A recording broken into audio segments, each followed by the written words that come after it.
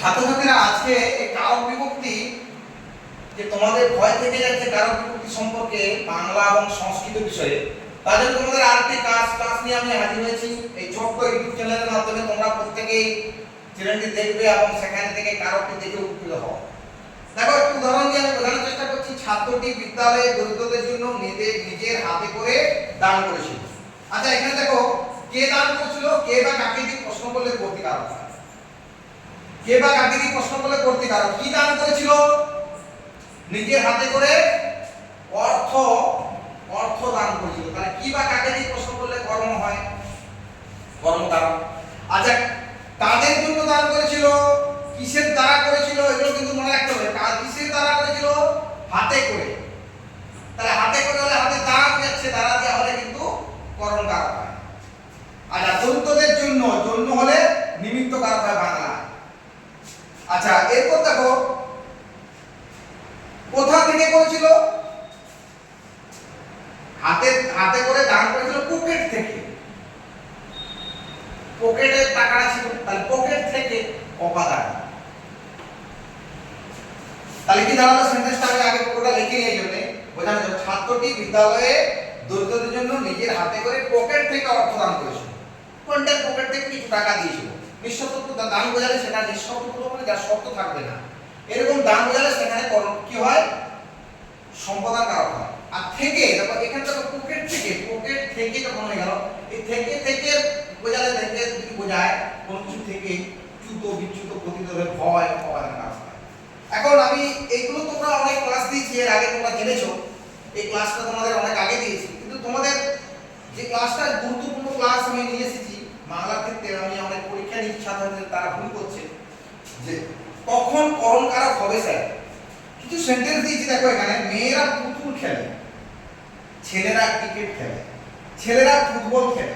আচ্ছা, কখন করণ কারক হবে স্যার, কখন কর্মকারক হবে? অনেকে কনফিউজ হয়ে যায়। আমাকে একটা ছেলে জিজ্ঞেস করছিল ক্লাস দেখে, স্যার ছেলেরা ফুটবল খেলে, কি খেলে স্যার? আপনি তো বলছেন বাংলায় বোঝাচ্ছেন, কি বা কাকে দিয়ে প্রশ্ন করলে কি খেলে, সেক্ষেত্রে কিন্তু কর্মকারক হয়। আপনি বলেছেন, শিখিয়েছেন আমাদের, কিন্তু স্যার কখন আমরা বুঝবো কি করে? আপনি বললেন ছেলেরা ফুটবল খেলে, এখানে তো কি প্রশ্ন আসছে? তাহলে আপনি বলছেন করণ কারক, তাহলে অথচ এখানে করণ কারক যায় আমরা কর্মকারক করেছি, ভুল কেটে দিলেন। তো সেই কনফিউজটা, সেইটা দূর করার জন্য আমি এই বিশেষ ক্লাসটি নিয়েছি। আমি পুরো সম্পূর্ণ কারক বিভক্তি সংস্কৃত এবং বাংলা ক্লাস তোমাদের বুঝিয়ে দিচ্ছি, অনেক ভিডিও দিয়েছি আমার এই চ্যানেলে।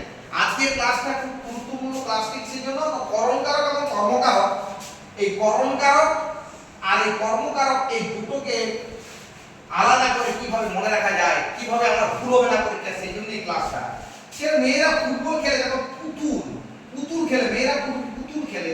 এই পুতুলটা কিন্তু একটা খেলার বিষয়, এটা অনেক কথা আমাদের আছে, পুতুল খেলা হয়। এই ক্ষেত্রে কিন্তু এটা কিন্তু করণ কারক, বুঝা গেল? যেমন ছেলেরা ফুটবল খেলে, ফুটবলটা দিয়ে তারা ফুটবল দ্বারা খেলে, ফুটবল খেলা হয়, এটা কিন্তু পরিষ্কার হয়ে যাচ্ছে, ফুটবলটা দিয়ে ছেলেরা খেলে, এক্ষেত্রে করণ কারক হয়।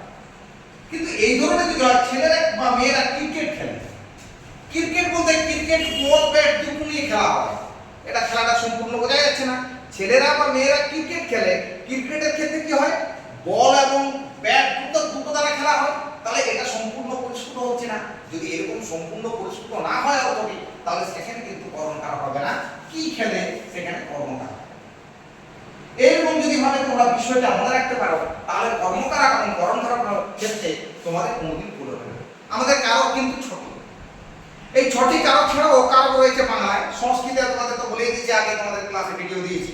আজকে মূল বিষয় ছিল এই ক্লাসের যে কর্মকারক এবং করণ কারক কিভাবে মনে রাখবো। আমি আগেও একটা ক্লাসে বলেছিলাম যে অনেকের ক্ষেত্রে এই অধিকরণ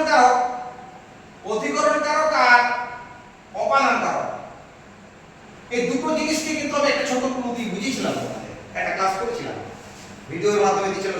অপাদান কারক কখনো যখন প্লাস হয়, প্লাস হলে হলো অধিকরণ কারক, মাইনাস হলে অপাদান কারক। প্লাস হলে অধিকরণ কারক, অপাদান কারক হচ্ছে মাইনাস হলে। স্যার এটা আবার কি? হাওড়া ট্রেন ছাড়লো, হাওড়া থেকে ট্রেন ছাড়লো, অপাদান কারক মাইনাস হচ্ছে। হাওড়া থেকে ট্রেন ছাড়লো, এটা তো মাইনাস হচ্ছে। যদি এরকম হয় তাহলে সেখানে অপাদান কারক হবে। আর যে হাওড়াতে ট্রেনটা ঢুকলো, স্টেশনে এসেছে, ট্রেন আসছে মানে কি, আর 5টা ট্রেন ছিল স্টেশনে, আর একটা ট্রেন এলো, তাহলে এটা প্লাস হচ্ছে। তো তোমরা যদি এই ধরনের ক্লুগুলো, এই ধরনের জিনিসগুলো যদি ভালোভাবে মনে রাখতে পারো এইভাবে, তাহলে তোমাদের কাছে কারো কেন যে কোনো ব্যাকরণের ক্ষেত্রে তোমাদের ভীতি দূর হয়ে যাবে। অতএব তোমরা এই ক্লাসটা ভালোভাবে দেখবে। আজের ক্লাস এইখানে পড়লো, আরো পরবর্তী ভিডিও তোমাদের দেবো, এবং তোমরা ক্লাসটাকে তোমাদের চ্যানেলটিকে সাবস্ক্রাইব করবে এবং লাইক করবে এবং কমেন্ট জানাবে। তবে আমি কিন্তু ক্লাস দিতে আমার আগ্রহ হবে যে ছাত্রছাত্রীরা আমার এখান থেকে উপকৃত হচ্ছে ক্লাস থেকে, তবেই পরবর্তী ভিডিও দেখবে।